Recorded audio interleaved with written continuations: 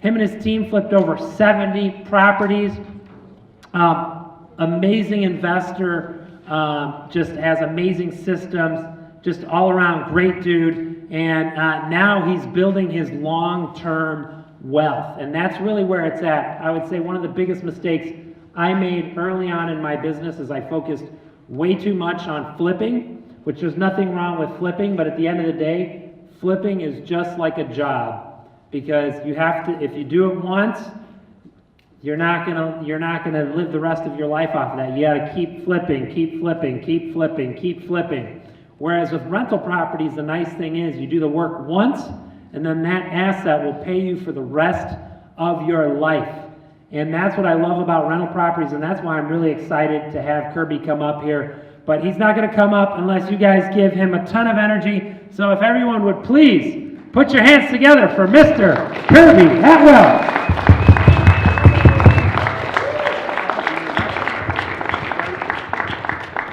Yeah, I was thinking about it, and it was 2012 that we met at the first RIA event, just like this. Josh's hair was about a foot longer at the time, and we were just both getting started. So it's crazy how you come to an event just like this, and then these people who you meet in the networking groups, you know, you're going to stay connected with them. And you know, Josh and I don't talk every day, but we've worked on several deals together over the years, and have partnered, and you know, we stay connected, and you know, a lot of opportunity comes out of it. So, so I appreciate you having me here. I know it takes a lot to put together an event like this, so and I appreciate all of you for coming out. My dad was supposed to join me tonight. Can we switch this over? Yeah. Thanks. My dad was going to join me tonight. He's my partner, but he had to go to a different event tonight, so he couldn't make it. But so it's just me. But I want to start off tonight with, thank you.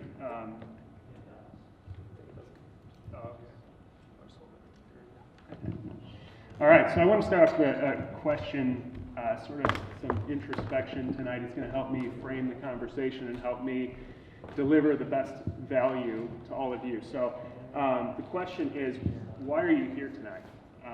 And it's bigger than just why are you here. You know, why are you getting into real estate? Why did you decide not to hang out with your family tonight, not to Netflix and chill, you know, and you spent the time to come here instead, you know? And if you haven't thought about it before, think about it now, and think about, like, what are you doing real estate investing for? What's the end game? Because you're giving up a lot to do this. So try to be as specific as possible. So take a minute real quick and just write it down, like, you know, what you're doing this for.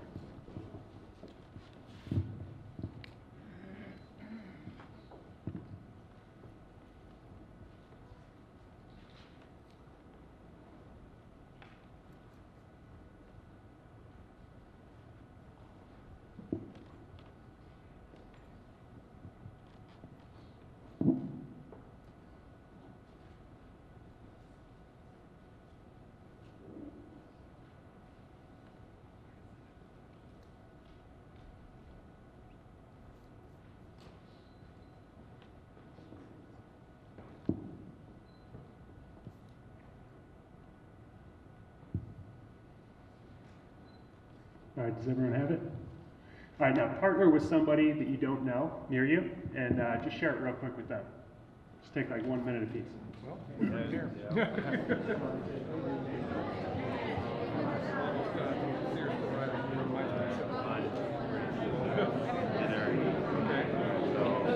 My wife probably didn't really want to be great or just great. Money at it, but not have to rely on a job or a boss or something that just great.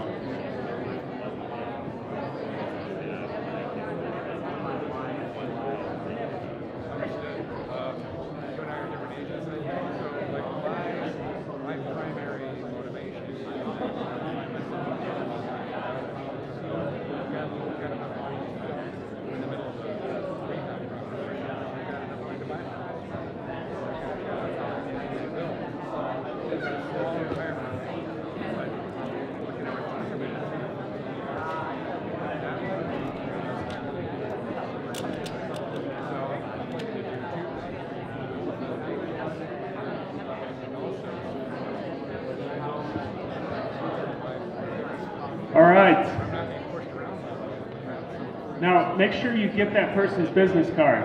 Whoever it is you're talking to. I'm a chemical engineer, and just last week, Check one, check. a different plant, and I was working all night. All right.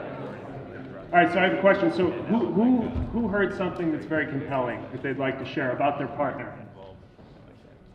Why someone's getting into this that you felt, you know, is a worthwhile reason? You're not saying about yourself. You're ratting your partner out. All right. Yeah, go ahead. Yeah, my partner wanted to figure out. What would be a worthwhile path in real estate investing. So wholesaling, flipping, or hold, buy and hold. Okay. So that's why she's here tonight. That's okay. Great. How about why did you hear something about why somebody is getting into real estate in the first place? Like what's their end goal? What's the target that they're trying to get to? What's the outcome that they're after? Yes. Financial freedom. That's a good one. Nice. Any others?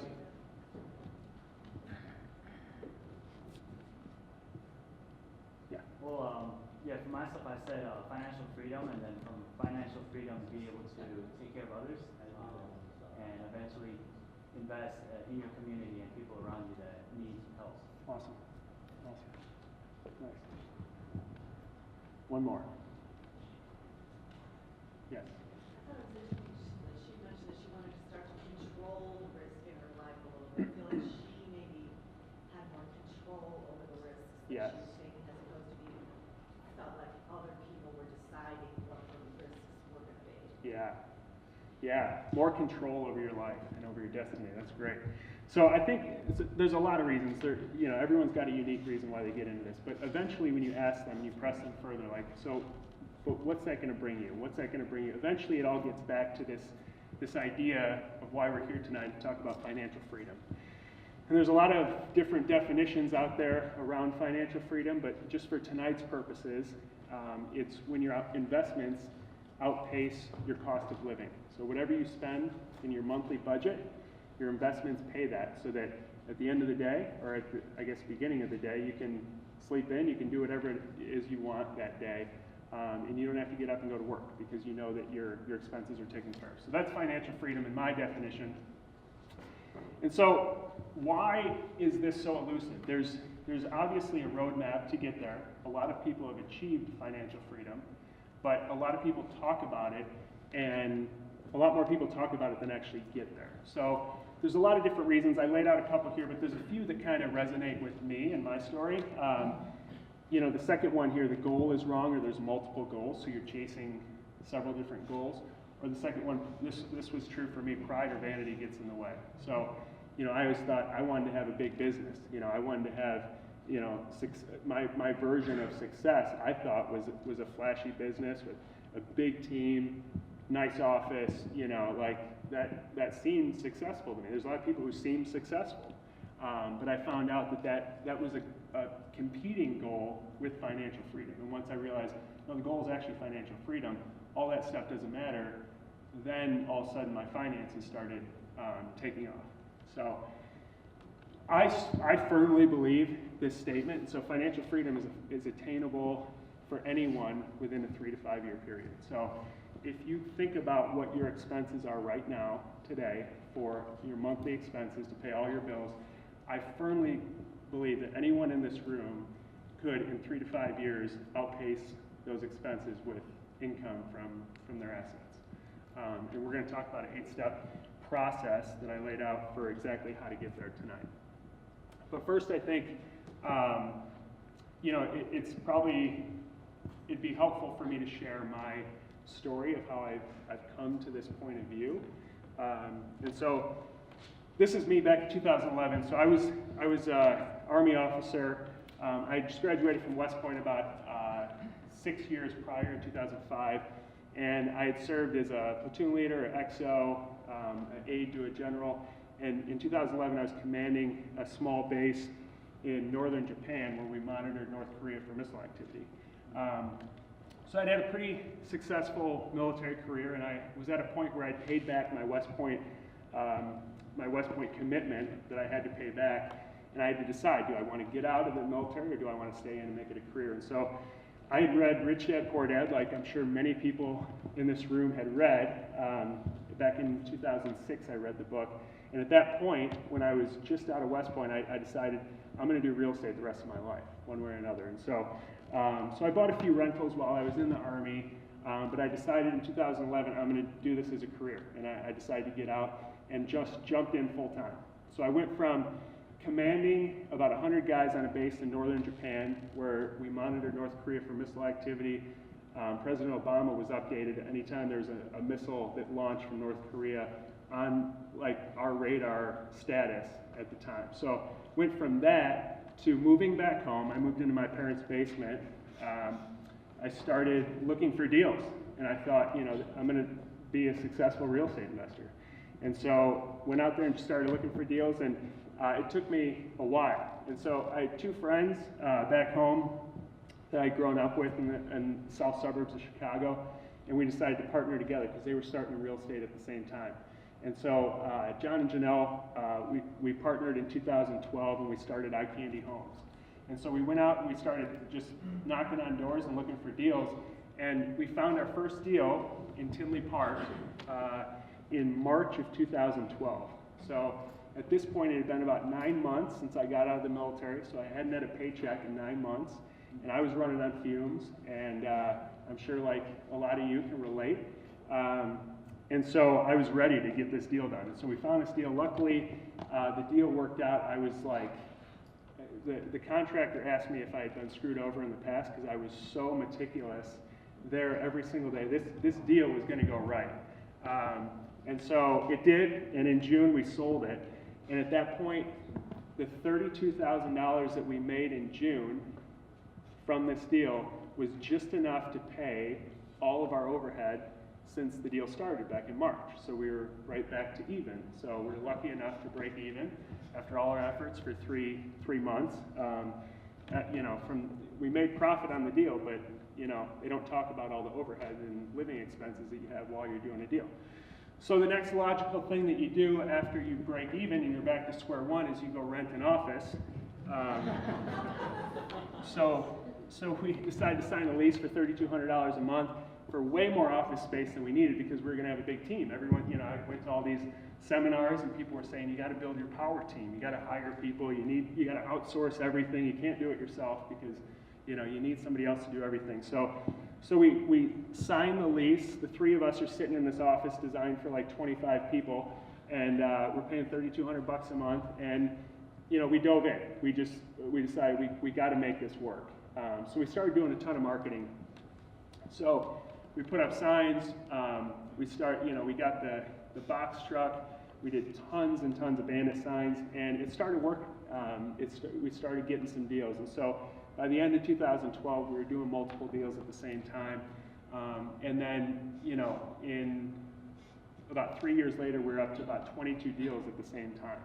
So we grew our team to a staff of 13 people, full-time people, and we were doing a lot of deals. We were doing a lot of marketing. We had a lot of motion taking place, and everyone on the outside, when we show up to stuff like this, they would say, "Holy cow! You know, you guys are crushing it. You're doing all these deals, right? I mean, you got like, you're super successful." They kept saying, and I was like, "It seems like it, but you know, when I've got $75,000 of overhead, when I pay all my staff, my marketing costs, my office, all this stuff, that means I have to make $75,000 of profit on deals every single month before I get paid $1.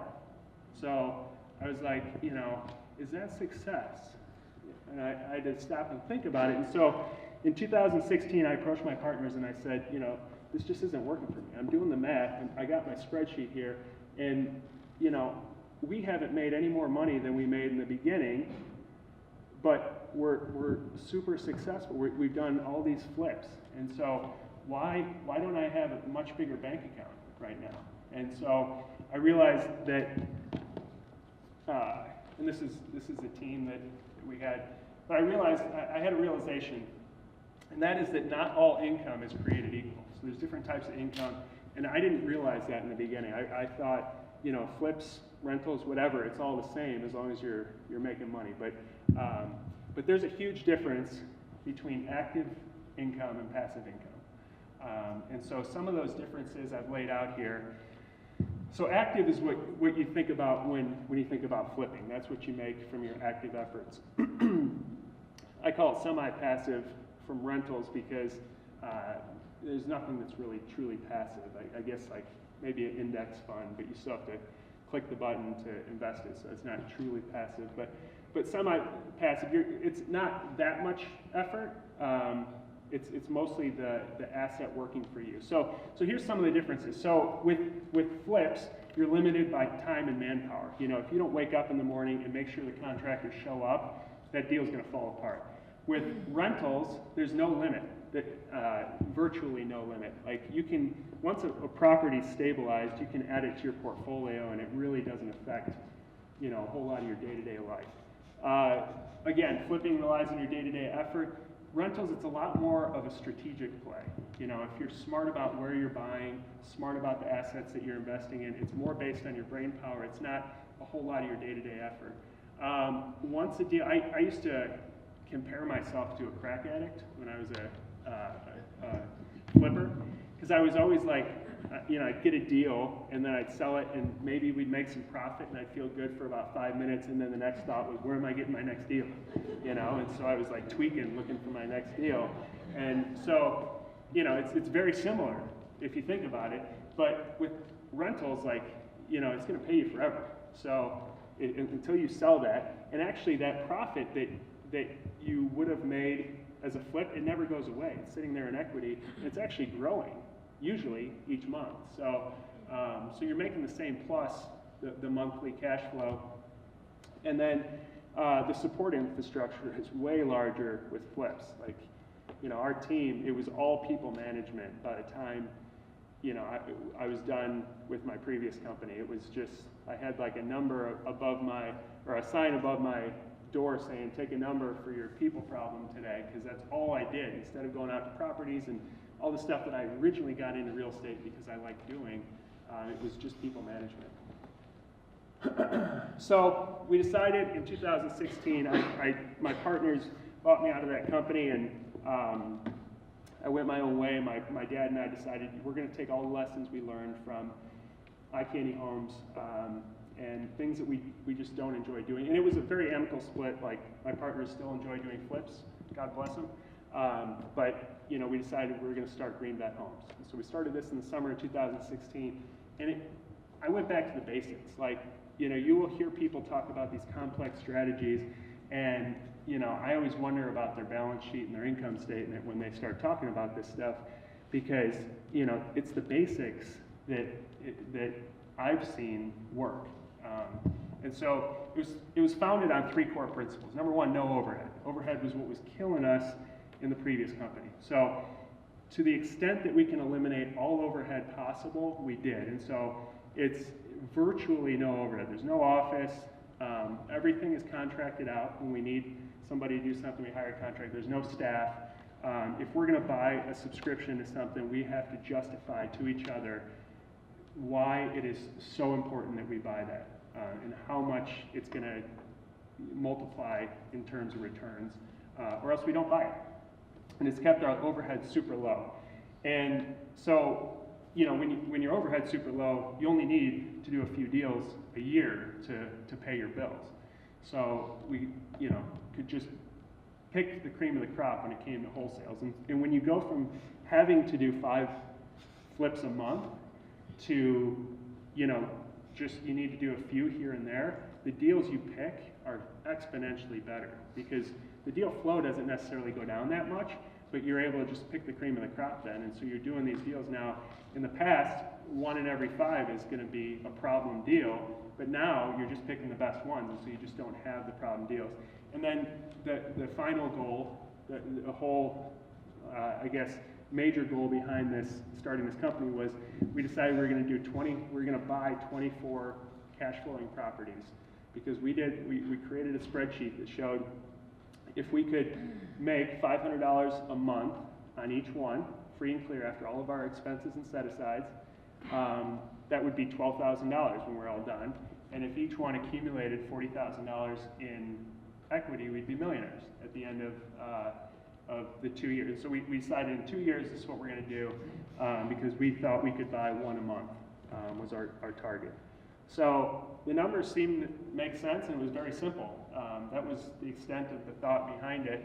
And so, again, I just laid out some of the differences between the types of deals that we were doing. So previously, we would invest about $200,000 for a net profit after all the taxes and all that stuff of about $30,000 is what we target. But now we're investing about $100,000 for $30,000 in equity accumulating in these properties. Transaction costs are way lower on rentals. We didn't have to stage it. We didn't have to take professional pictures. We didn't have the sell costs at the end. So there's minimal transaction costs. We didn't need to do more deals constantly. Like, you know, obviously we wanted to get up to a certain point, but once you get to that point, you're good. Like, you know, once you have 24, I can live on $12,000 a month for the rest of my life. I'll be all right. So, you know, what do you need after that? I mean, that's financial freedom. And then the treadmill's very unforgiving. So if you've done a flip, you know that if you have a $30,000 loss on a flip, it stings. It's painful. If you have a $30,000 loss on a rental, if you look at mortgages right now, like every $10,000 is about $50 a month in cost. So that's about $150 less of cash flow that you're going to have. So you probably won't even notice it. You know, $30,000, it sucks. Like, you don't have that much in equity, but you'll probably, you know, if you're doing 24 of them, you'll probably, you know, hit a grand slam and get 60,000 on a different one. So it's much, much more forgiving in terms of mistakes when you're doing rental properties. So since 2016, we did not hit our goal of 24. We accumulated 16 single-family rentals, and we've got a gross income right now of $24,224 per month, which is is an average of $1,514 per house. Each one has approximately $40,000 in equity, so we've got about $640,000 of total equity. And this strategy, what I didn't realize is all the side benefits that it was going to bring me as opposed to what I was doing before. So if you're actively doing 22 flips at a time, you have time for nothing else in your life. Trust me, it's not fun. But doing this strategy, all of a sudden I found that I had a lot of other time. So I took on the role of COO at a nonprofit that I'm super passionate about. It helps vets start businesses. And that's a full-time gig, and it pays a great salary. It's a national nonprofit. And so I can do that full-time, and I can run this business and keep accumulating rental properties. We were able to buy the house of our dreams. It's on the lake, and we Airbnb the basement. So we basically are house hacking in a high-end house, and it offsets almost all of our mortgage. So we're practically living for free because we were real intentional about keeping our overhead down. This is my wife and I. And then we bought an 11-unit apartment building too in Noblesville, Indiana, which I wouldn't have ever had the time to do as a flipper, but I was able to seek out, you know, this great deal, and it was just something that we decided to take down. We just finished it. We got the certificate of occupancy about 2 weeks ago, and we've got several offers on it, so we might end up selling that one. But it was just a great deal that we did as kind of a side deal, in addition to the 16 single families. So, have I convinced you that this is the right strategy? Which I'm not here to do, by the way. If you like flipping, God bless you. I'm just sharing from my point of view. So these are 8 steps that I came up with. That these are from my point of view, the way to get it done. And they're very simple steps. It's not like, you know, anything earth-shattering or anything super complex. But it's just, you have to follow them. That's the hard part. If it's simple to do, it's also simple not to do, right? So I'll go through these 8 steps, and if you guys have questions at the end, just let me know. All right, so the first one, this is probably not one you're going to hear from most like gurus when you go to the seminars. They're going to say, take out your credit cards and you'll make it later. But I have kind of the opposite approach, like get frugal up front.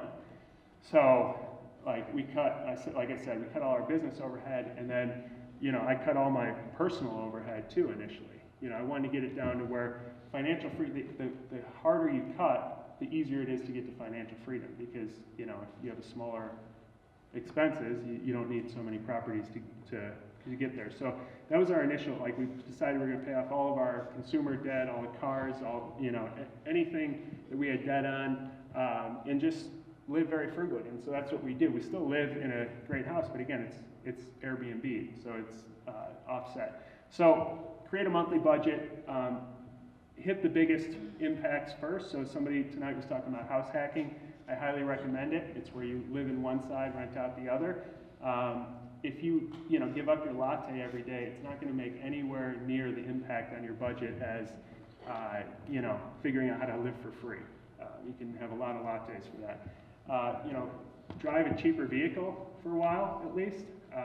It makes a big impact when you don't have a $600 car payment, and then the debt is a big one for people. So that would be my recommended first step. Then the next one is identify rentals that pay outsized returns. So I think we're very fortunate to live in the Chicagoland area because we have such a diversity of properties, and we also have population, which a lot of places in the U.S. don't have. So you have renters. So you can buy on the North Shore $1 million houses, and then you can buy, or you can be given a house in Harvey for free if you want one. And there's everything in between, but you can, identify areas where you're going to get double the return of most properties. So if you go around the country, most people will talk about the 1% rule, which equates to like maybe $100, $200 of free and clear cash flow after all your expenses and set-asides. Here, you can do quite a bit more than that. So Airbnb, the same house that's Airbnb next to one that's long-term rental, you'll get double the income sometimes if you pick the right Airbnb. Elderly care, I know a guy who's buying 5-bedroom ranches, converting them into like ADA compliant properties, renting each room for $4,500, each room of the 5.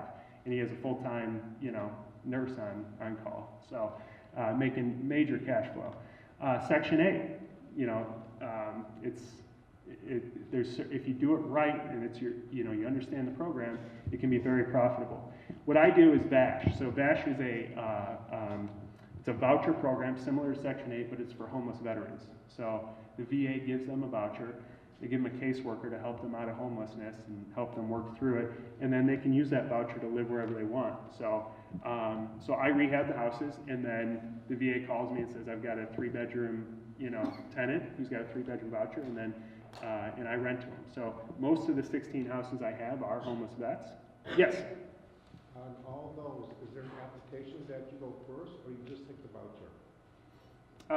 For VASH, you're talking about? Yeah. No, they have a packet. They have a moving packet similar to a Section 8 property. And so you have to fill out the packet. There's a class that I recommend that relates to Section 8 and to VASH. It's called the nuts and bolts of choice or housing choice vouchers, HCV, which is Section 8.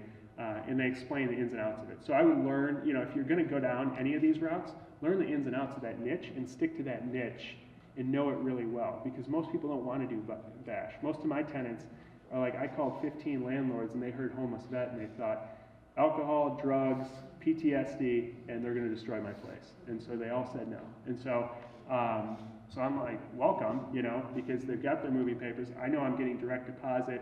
I'm going to provide them with a great place. I'm going to actively manage the property, and they've all been great tenants so far. I've had one eviction, and it wasn't even the veteran; it was their adult kids that were living in the place that destroyed it. So again, recommendation is just whatever resonates with you. Pick that niche and learn it really well, but do one that returns outsize the typical market, or else it's going to be a long journey to get to financial freedom. So these are the 2 things that each deal needs to do. There is an argument for turnkey properties, but if you're in this room tonight, you probably are willing to do a little bit more than just a turnkey property, which is something that's ready to rent. So, typically you can force appreciation by rehabbing the property. And so you can create equity in the property, and then you want to make sure you've got cash flow so that the rents are high comparison to what you paid for the property. So if you can make sure you've got several $100s of cash flow coming in on each property and a significant amount of equity, whatever that means to you, in each one of these, you're going to do really well after you start accumulating these. So this is how I calculate it. You got your gross income minus debt. This is principal, interest, taxes, and insurance. So that's your full debt cost. Minus 10% for vacancy, and then 20% for maintenance and capex. I like to have a big set aside for maintenance and capex. And then if that equals 400 to 500 in net cash flow afterwards, I consider that a good deal for me. So I'd buy that. So you got to look through several of these to find that. Yes? What do you usually see as your total for leasing fees? I'm sorry? What do you usually see as your total for leasing fees? For leasing fees? Yeah, like when it's like 1 month to lease it, at least. When they Oh, charge- like vacancy? Oh, okay. I don't typically have a whole lot of vacancy. I'll call the VA. If they don't have a veteran ready, Oh, so I'll you don't market use it. leasing agents? No, I don't typically use leasing agents. Because I'm doing we're buying a few at a time. So I'll have, maybe 2 going at any given time. So it's not like a massive amount. Yeah. So step 4, just calculate how many you need to be financially free and to become a millionaire. So I think a lot of people haven't done this exercise because being a millionaire seems so far off and being financially free seems unattainable. But here's just a couple examples. So if you need $7,000 a month to live on, and you need to replace that, if you just follow the model on the previous screen, where you make $500 a month of free and clear cash flow after all your expenses and set-asides, you need 14 houses. It's a $1,500 a month gross cash flow on a property where all your expenses and set-asides are about $1,000. So, you're talking maybe $60,000 to $80,000 all in. That's $7,000 a month that's going to continue to come in.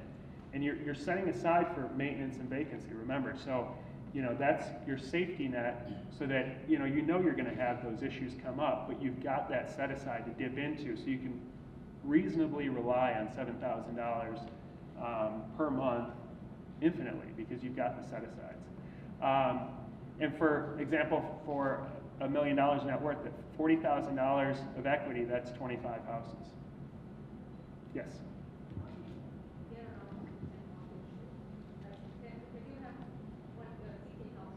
Yes.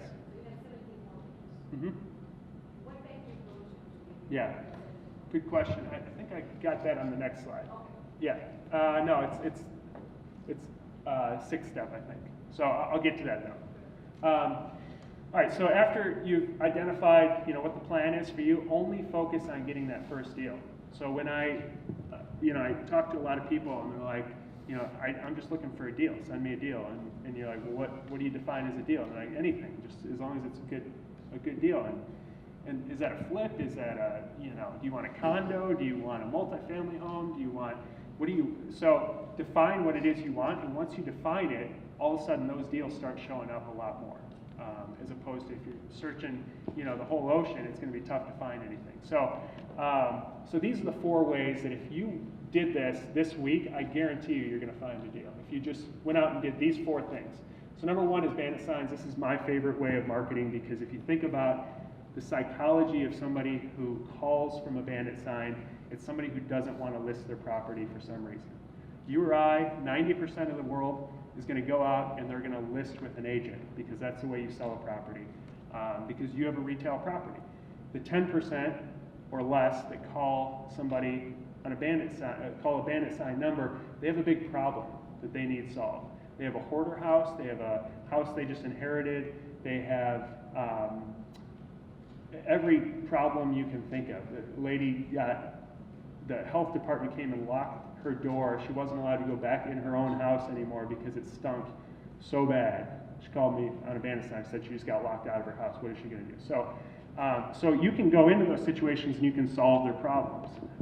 You can give them cash offers that most people will see that house and people are like asking me, are you serious? You're gonna get close to that house? And you know that you've got a crew that no matter how bad it stinks and how much trash is piled up, it's a solvable problem. And so you're actually, their hero in those situations. And so I love bandit signs because I don't have to wade through, a million yellow letter sellers that call me and say, well, what are you going to give me for my house?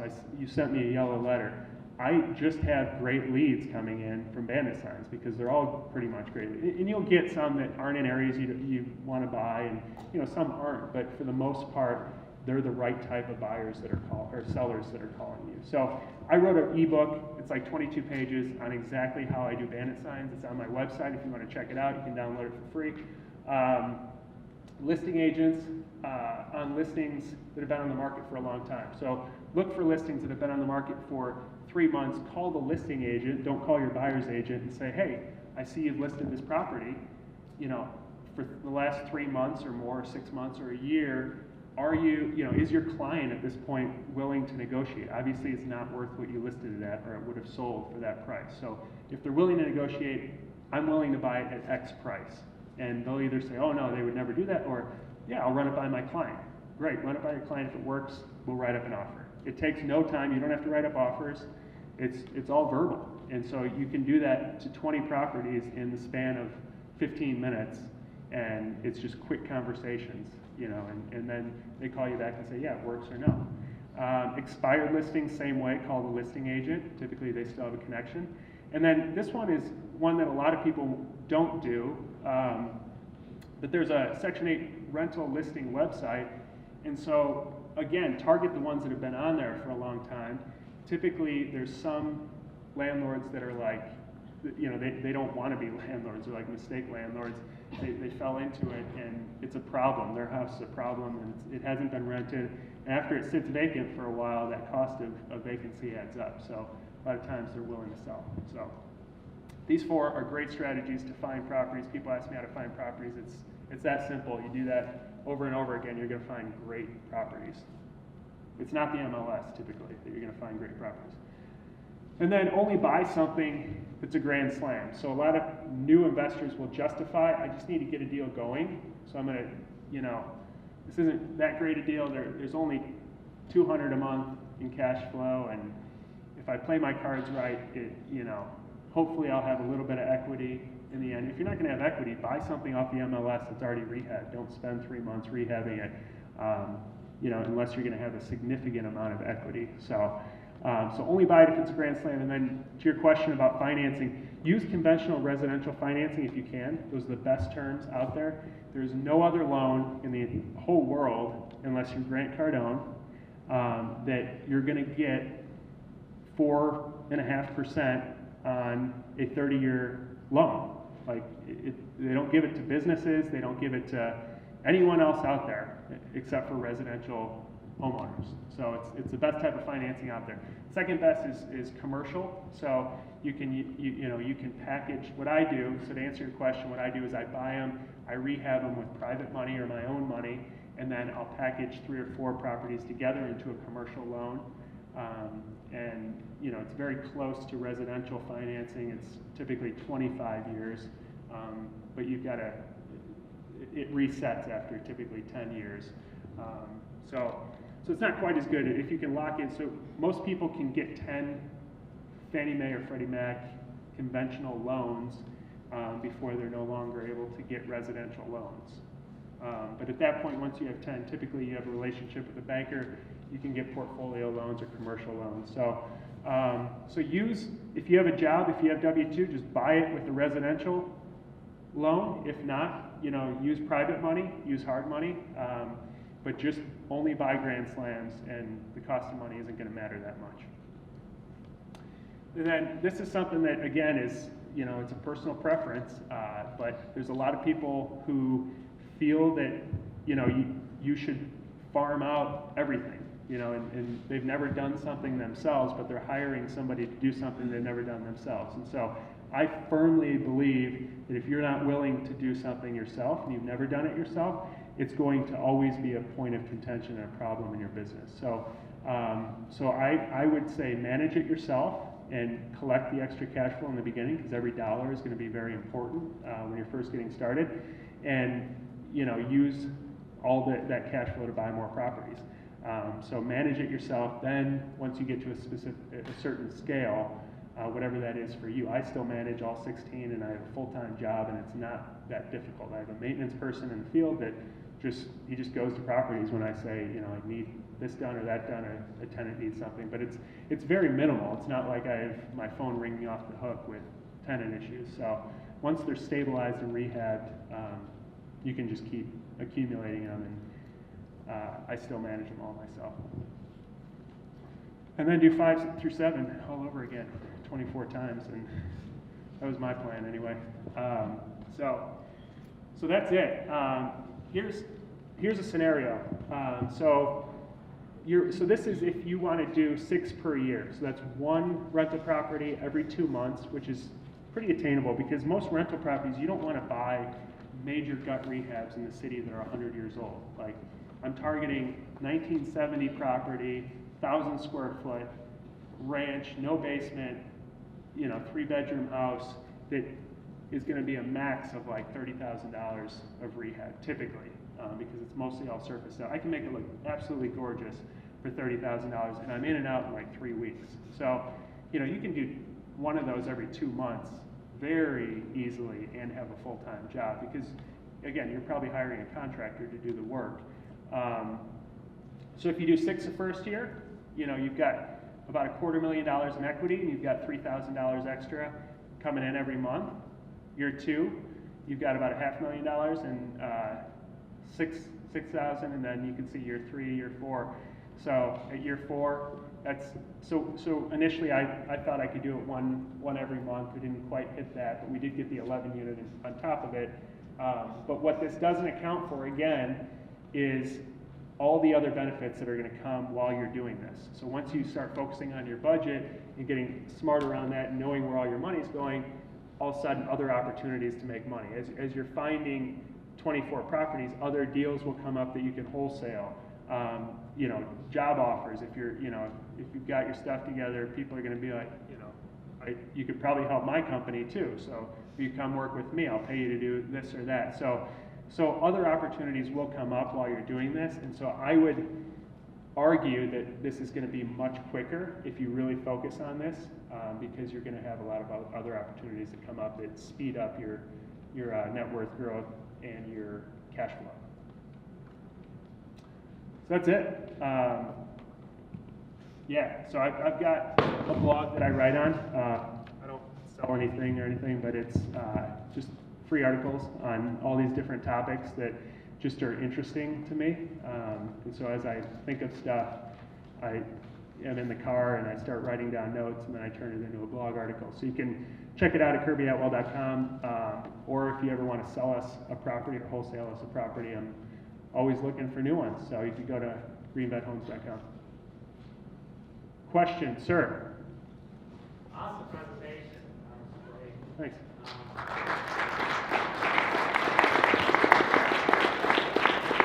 That was really good. One of the best presentations I've heard in a while. Thanks. How do you manage, so I know you said, let's just go over a call. I'm intrigued by your self-management. Yeah. That's something I'm scared Yeah. of doing everything I have to do as property manager. So how do you, is there a system you use for, like if, let's say they have a leaky faucet or something's wrong, Yeah. real nuisance call, they go to you, or how do you handle it? Good question. I should have a better answer and a better system for this, but my whole system is based around one guy who's like a maintenance. He's a jack of all trades. So I have one crew that does all the rehabs for me. I just move them from property to property, and then I have another guy he's out in the field and he just likes doing handyman work, and so he pretty much works for me full time. Like, I keep him pretty busy, and I'll just say, go do this or go do that, and so it's all based around him. If he went away, I'd probably have to figure out something else, but he's been there since the beginning and he just likes doing it. Does he take the calls, or the calls go to you? Most of the time now they go to him, because he knows all the tenants as well, and he has pretty good rapport with them, and so they just call him directly, and Yeah, but he checks with me before he does anything, especially if it's costly. Yeah. Any other questions? Yes. Kirby, the last couple of transactions I did were flips, Mm-hmm. and part of the reason for that also is just because essentially everything was borrowed money. So I would go to a hard money lender who requires me to put money into the game, but the money I bring is just checks written off credit cards and things like that. So everything is borrowed, and then when the flip is done, that all gets paid back. Yeah. But when you're buying rentals, isn't that a different set of rules where you do need to bring your own money? You might not see that back for a while. To explain a little bit, yeah, that's what I was wondering about too. The nuts and bolts of initial Yeah. capital and keeping the acquisition going without getting locked up Yep. in the process. Yeah, so again, going back to buying really great deals. So you buy a deal at, say, $50,000. You find one that needs rehabbing, which is very doable. I buy in mostly Hazel Crest and Country Club Hills, which are south suburbs of Chicago, where it's, you can find these deals, especially the smaller ranches. You put about 30,000 into it, so you've got 80,000 into it, and maybe some of that is your money. Say it's an 80-20 split of 20% your money, 80% of hard money lender's money. So you've got 80,000 into it. Now you call the bank, and the bank comes out. So I go to First National Bank of Brookfield, is who does most of they package together 4 or 5 into a commercial loan once I'm done with 4 or 5. So you go to the bank, and they'll send an appraiser out, and it'll appraise it, say, 120 or 130. And so they give you 70% of the appraised value at that point. So 70% of the appraised value on 130 is whatever, it's, say, I don't know what that is, it's 100 and something, right? So that's 90, thank you. I should be able to do that. Yeah, so they just gave you 90,000, so you have the whole 80, so you have your money back plus the hard money, and you have 10,000 to stick in your pocket, and you still have 30% equity in the property. So you've got $40,000 in the property. So that's like a perfect deal right there. That's the type of deal you target. 50,000 in to purchase, 30,000 in rehab, so you got 80 into it. It appraises for 130. You get 90 back from the bank. You pay off your loan. 10,000 for your efforts. Go on and do the next one. You still have your 40 grand in equity, and you can still rent that for anywhere from $1,500 to $1,800 depending on the property, and so you can make your $500 a month in rent. Are you buying these in your name or your business? Mostly all business name. If they're residential properties, I'll buy them in my name, or my wife owns some too. She bought some in her name. But yeah, they require you for residential loan to be in your personal name. Most commercial requires you to be in an LLC.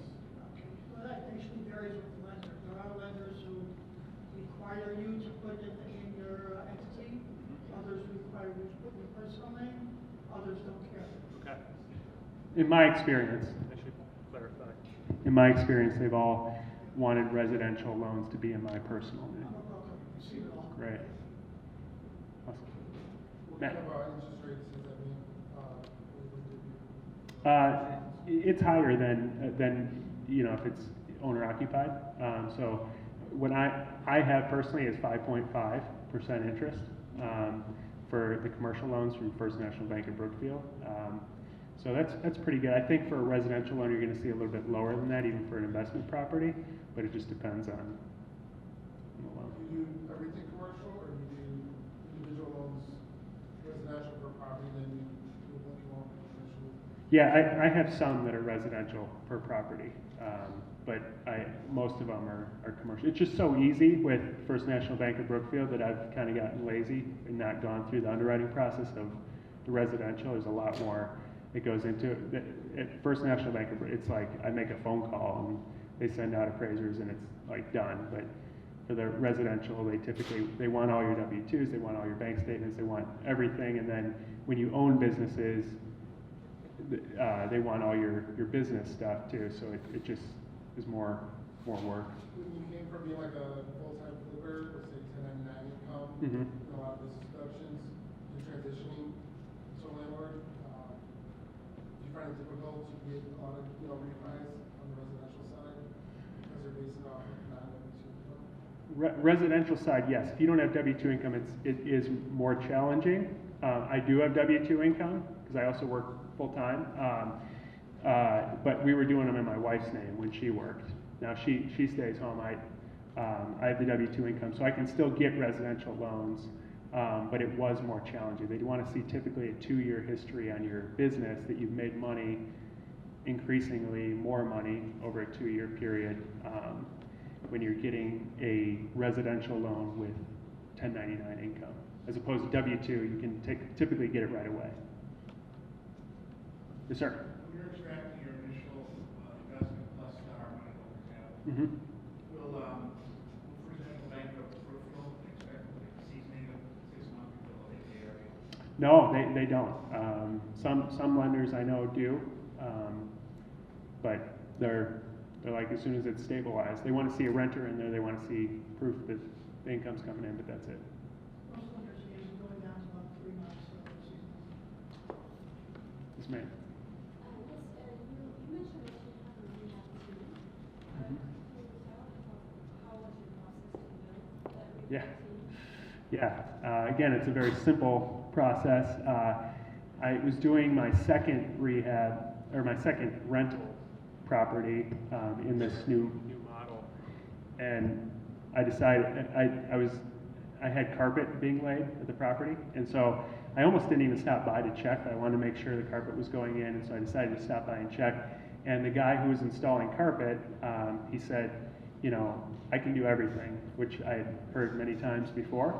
And he said, no, I know you're doing these remodels. I can do everything. I've done a lot of houses, and he didn't read or write English. He barely spoke English, and I said, hey, if you want to try it, you can bid out my next one. I've got one coming up. So I gave him the scope of work, and he showed up, and he had his son with him to kind of translate the scope of work, and he just killed it. I mean, just like he was awesome. So he and his brother partnered together, and so if I keep them busy with deals, they don't want any other client because they're not going to market. It's very difficult for them to find new clients, and so I pay them immediately and just keep them rolling. And so those are great relationships to have. And I've helped him out too. I've wholesaled in the house he lives in, and he got a great deal on that. And so it's kind of a two-way street. But yeah, he's done all of them. Any license? It depends on your definition of license. Cannot confirm or deny. There's no license in Illinois. It's not like a GC has to take a test in the state of Illinois. Each city is required different licensing. We don't do anything in Chicago, by the way, either, because it's just I've had too many issues with Chicago properties, so we just stick to the suburbs. Yes. Does the approval process for the mortgages, is it easier because you have guaranteed cash vouchers set up, or does that make a difference? I think any income would be fine. It's more of a relationship. So once you get beyond the residential properties, which I recommend starting with because those are the best loans. But once you get beyond that and you're getting what's called portfolio loans, where it's actually the bank, typically a local or regional bank, is lending you money that's their money. It's not Fannie Mae or Freddie Mac's money anymore. It's their money. It's all based on relationships. There's no standard like you have to have this credit score, you have to have this. It's just what the bank says. So if you know somebody who can introduce you to somebody at the bank and they have confidence and you prove to them that you can do it once, they're like a crackhead because they're going to keep coming back because they just want, great loans are hard to find and keep servicing. So they want to find great borrowers. Yes, sorry. I know you mentioned some of the cities. Do you do any in Indiana? Any rentals in Indiana besides your multi-unit? Yeah, I've got the 11 unit. I've got my own. I live in Northwest Indiana, and I do Airbnb there, but I don't do any single family. It just the difference in rent in Northwest Indiana is about half of what you can get here. So the difference in taxes just don't compensate. Multifamily is a different story. I love multifamily in Indiana, but single family is just hard to make the numbers work. That's what I found. So. Yeah. Yes, sir. Question. How do you locate these properties? Is it off-market properties, or how do you actually go about locating? Yeah, I think you walked in late. I went over, there's four main strategies that I use. I'll back up the slides, but it's these four strategies here. It's bandit signs, older listings that have been on the market for a long time, calling the listing agent themselves, expired listings with the same strategy, and then Section 8 rentals, calling the rental listing that has been on the market for a while. You know, I'm just curious about the expired listings. Would you still call the realtor that had the? I do, yeah. And that realtor would get back to the? Yeah, most of them all like know that person well because they listed it for like 6 months, and then they've had they've worked with them for a long time. So you know, it's kind of touch or go with those, but they typically have the owner's contact information. Yes, ma'am. So, when you find a property after we have to take a cash, life credit out, or do you just bring out cash out? Do I take a life credit? Is that what you said? Is that out, or do you not? Oh, no HELOC. No, just cash, just a straight loan. So bring out cash out. Mm-hmm. Yep. And under what circumstance do you do the portfolio? What's the what? Under what circumstance do you do the portfolio? Portfolio loans. Yeah, what about it? I'm sorry. When do you do a portfolio loan? Oh, okay, circumstance. I pretty much do them, most of them that way now. You can do any in a portfolio loan. So I've got a relationship at the bank, and so once I finish a property, typically I'll want to package together a few because the bank doesn't like doing a $100,000 commercial loan. It's just not that profitable for them. So they like me to come with like 3 or 4 properties so that the total loan amount is like $400,000, and they cross-collateralize across all 4. So their security is better, and it's a bigger loan, and it's worth their time to do. So I'll rehab 3, 4 of them. I'll call them up and say, I got another package for you, and then we close it. Yes, sir. Kind of piggyback on the question you had. Let's say you do sell a property and you're looking for, you get 30, 40, 50,000. As a lender, a lot of times we can actually set you up with a line of credit right down there, because what we do is we look at the liquidity, your net worth, the warranty properties, and we'll line you up to 3, 4, 5 times your liquidity, or 3, 4 times your net worth. So we'll look at the whole picture, and then use our money versus your money. So, we'll look at 90% of the purchase price, up to 100% of rehab, use 70% of every year. And then I hear so many stories of people, using their credit cards, and I hear this every day. Yeah. Why use your money while others will Yeah, and these strategies are here. I appreciate that because I'm just speaking from my perspective, and there's other ways of doing it, so it's great. I'm sorry, I think I saw this one first. How do you know that the property's a good property? In other words, if you just get a call or you see a listing online, do you go out to the property? Do you take your maintenance guy? Great question. Do you walk through it? Yeah. The first thing I look for is motivation to sell. Like, so if they call and they say, I've got this house that's a beautiful house, it's been listed on the MLS for the last, 3 months, and it's, it's listed above what that area typically sells for. They're not motivated. They haven't dropped the price. I don't want to try to convince them to sell me their dream house. But if they call and they say, hey, I just inherited this property. I live in California. My mom was a hoarder. I don't know what to do. You said you buy any condition. That's my type of property. I'm going to go out there and figure out a solution that works for them. So I always approach it from their point of view. Like, what is going to help you the most? Like, you tell me what price do you want and how quick do you want to sell, and I'll try to make it work. I'll have movers here.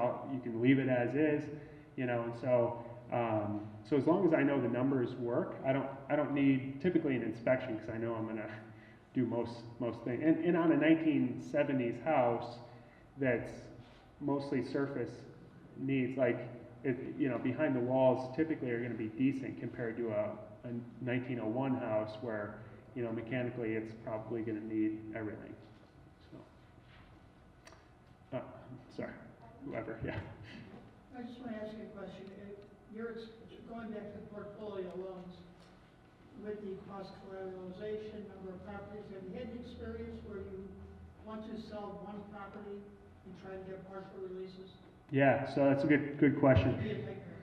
Yeah, and so I didn't bring this up, but I'm kind of at a crossroads right now because I have an offer on a big chunk of my portfolio, and so that's the other advantage in my mind of being a landlord over a flipper, is that if I wanted to sell a property as a flipper, I have to sell that property now. And so as a landlord, the more you accumulate, the more cash flow, the better your portfolio is, the more options you have. People will start approaching you saying, can I buy that cash flow?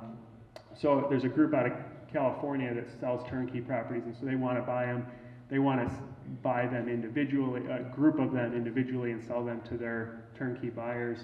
So I have talked to them about that. And if you have a portfolio of 12 properties and they're all cross collateralized, and you want to sell one. Yeah, no, they're fine with it. It's more advantageous to them though, because they want to front load the proceeds coming to them. So the first one, I might get a little bit of the proceeds. They get the majority to go towards principal. So they're in a much better position as a lender then. The last one, I'm getting pretty much all the proceeds because the loan's pretty much paid off. So that's how they're approaching it. But they went, they talked to the loan committee at the bank, and that's how they're doing it. And there's also a prepayment penalty too. So they charge a couple points prepayment if you haven't held it for a certain period of time. Usually it's between 1 and 3 years is how long they want you to hold it. So if you are going to sell, you have to consider that. But if the offers are good enough, it's sometimes worth it. So what I'm considering is just rolling that equity into more of these at this point, just to cash out some of the profit. But it's that's always like the dilemma then once you've got them that should you sell or not. But if it's a good time to sell and you can roll the equity and then just do it more, then it might make sense. Yes? Who do you use for your acquisition loans? Acquisition loans? Yeah. I've got a couple private lenders that just like fixed rate of return, so it's between 8 and 10% typically, and they just continue to roll the money over, and then I've also got personal capital that I put into them. Yes, Brent? What do you do proactively, being a small property management company for landlords who just think that rentals is the opposite? So what I think you should do is that they want to do less, in fact you should do more, so that you're not getting the million phone calls. You mentioned no basement. Do you scope other sewers? Yeah. What you do proactively so that the first 6 months isn't just phone calls. That's a great question. I mean, once you rehab it, typically it's in pretty good condition, so you're not going to get a ton of them right away. But I do quarterly walkthroughs with all the tenants, and that's the other advantage. They're all super close. Hazel Crest and Country Club Hills are small towns, so I can walk through all of them in 2 hours and just do a quick walkthrough. And I approach, most landlords don't ever want to show up because they're going to get barraged with problems. That's the opposite approach that you should take. Like, show up, be active, you want to know what's going on so you can fix it. And then when they know you're interested in fixing it, they keep it a lot nicer too, is what I've found. So I invite issues when I do a walkthrough. I say, tell me everything that's wrong, and I'll get my maintenance guy over here. Usually it's not that expensive anyway, and it keeps the properties in pretty good shape. Yes, sir. Oh, I'm sorry. You had your hand up a long time. That's okay. So you say you work in Country Club Hills and Hazel Crest? Yeah. Have you I'm in the South Suburbs too. Okay, cool. Yeah.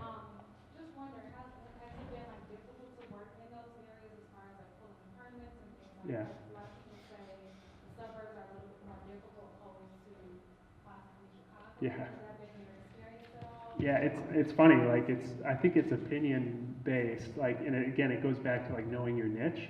So I know the process for Hazel Crest and Country Club Hills really well. They both require a pre-sale inspection, and I know what they're going to look for in the pre-sale inspection, and then I sign an as-is agreement and put a $1,000 bond down, and then I fix those issues, and they're going to come through and check those individual issues afterwards And as long as I fix those issues, plus I'm probably going to fix a bunch of other stuff, usually it's not too bad, you know. So I get liability insurance for me, and I can pull permits myself then, and that's all it takes. Yes, sir. When you pay your GC, once you do the scope of work, you just add a percentage on the total? You know, I don't even do a scope of work anymore. I used to tell everyone you have to do a scope of work, like you'll get screwed over. I've got such a strong relationship now. My GC is so far ahead on work, because he's smart financially. Like, he doesn't spend his money, so he lives very frugally, and so he'll spend his own money on projects, and then once he's done or really far along, I pay him for the work that he's done. So we'll agree on a price, and he knows what, I mean, we walk through together, and I point stuff out, and then at the end, if there's changes, it's typically small, but we'll work it out. It's not, you know, we take care of each other, and I'm never in a position where he could walk out with a ton of my money. So I feel very comfortable, and it's just not worth creating a scope he can't read anyway. So, yes, sir. You mentioned earlier that you had little or no vacancy rates. How was that? I mean, I guess I do have vacancies from time to time, but almost every one of my tenants has been there since the beginning. So the way the VASH voucher works is a veteran goes into homelessness and they're given this voucher. They come up with a plan to get out of homelessness. But since I'm renting 3-bedroom vouchers, it's a lot of single parents with many kids. And so it's very difficult for them to get to a place where their income is going to be high enough to pay for childcare for all the kids and, you know, exceed the voucher amount. So until their kids are older, a lot of them stay on the voucher for quite a while. So I've had a longer term. Do you get to stream any of those? No, I can. Yeah, I mean, I could if I want, but none of them would qualify on paper. I mean, you know, none of them have good credit or, you know, all the traditional screening methods. So I'm taking on more risk, but I'm also getting typically a higher rent for them. Yeah. Yes, ma'am. Okay, so this is hypothetical. So Yeah. if your rehab guy and his son are not available because they're already busy on one project, Mhm. they're already busy far ahead, how would you deal with finding people who have similar work ethic? Yeah, great question. Referrals are the absolute best way. That's what I've, because obviously we worked with lots of contractors over the years, and I've had lots of problems. What I look for, number one, are they financially stable? If they show up and they're like, I got it, get this job, can you give me a down payment right now? Nope. Like, they're using your money to pay the guy that they just screwed over on another job, and they're behind on another one, and so you will never see that money again. So number one, are they financially stable enough to start the job? You know, they don't have to buy a ton of materials. Start the demo, start showing me some progress, and then you get a draw. And then do they do what they say they're going to do? If they don't show up, or any signs that they don't do what they say they're going to do, that's just a no-go. So those are the two main things. Yes, sir.